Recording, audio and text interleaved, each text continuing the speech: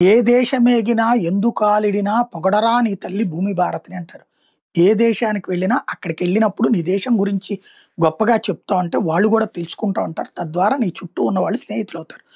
50 ఏళ్ల క్రితం, 70 ఏళ్ల క్రితం విదేశాలెళ్ళినటువంటి ఎన్ఆర్ఐలుగా సెటిల్ అయిన వాళ్ళందరూ గూడా చేసిందది. వినమ్రంగా, గౌరవంగా, బాధ్యతగా ఉండి అక్కడ మన దేశ పరువు నిలబెట్టారు. మన దేశానికి పరువు తీసుకొనొచ్చారు. ఆ తర్వాతన వెళ్తున్నటువంటి ఈ నవతరం, ఇది జెన్‌జీ తరం అందామా? జెన్‌జీ ముందు తరం అందామా? వీళ్ళు అక్కడికెళ్ళి ఇక్కడ సినిమా హాల్‌లో ఏసినట్టు వీలలేస్తారు. ఇక్కడ పేపర్‌లు చించేసినట్టు ఏస్తారు. ఇక్కడ రోడ్ల మీద గంతులేసినట్టు అక్కడేస్తారు. ఇక్కడ అరిచినట్టు అక్కడ అరుస్తారు. ఇక్కడ కేకలు చేసినట్టు అక్కడ కేకలు వేస్తారు. ఇక్కడ ట్రాఫిక్ అడ్డదిడ్డంగా అక్కడ ట్రాఫిక్ అడ్డదిడ్డంగా ఎళ్తారు. ఇక్కడ తాగి రోడ్డున పడ్డట్టు అక్కడ తాగి రోడ్డున పడుతున్నారు. వీళ్ళు భారతీయులా? భారతదేశంలో పుట్టారు కాబట్టి మన కర్మగాలి భారతీయులే.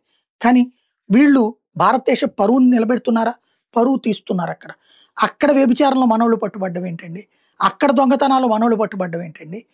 ఏంటి అక్కడ ఏం జరుగుతోంది? ఇప్పుడు చివరికి ఎన్ఆర్ఐ పెద్దలందరూ కూర్చుని అదే చెప్పుకొచ్చింది.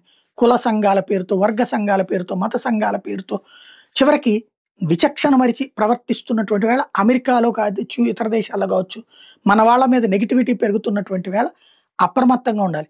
ఒకే వ్యక్తికి ఒకే ఉద్యోగం అన్నటువంటి కాన్సెప్ట్ కాకుండా 2, 3 ఉద్యోగాలు చేసినందుకు మూన్ లైటింగ్ కిందన ఒక అతన్ని అరెస్ట్ చేసి 15 ఏళ్ల జైలు శిక్ష దిశగా తీసుకెళ్తున్నారు భారతీయుని.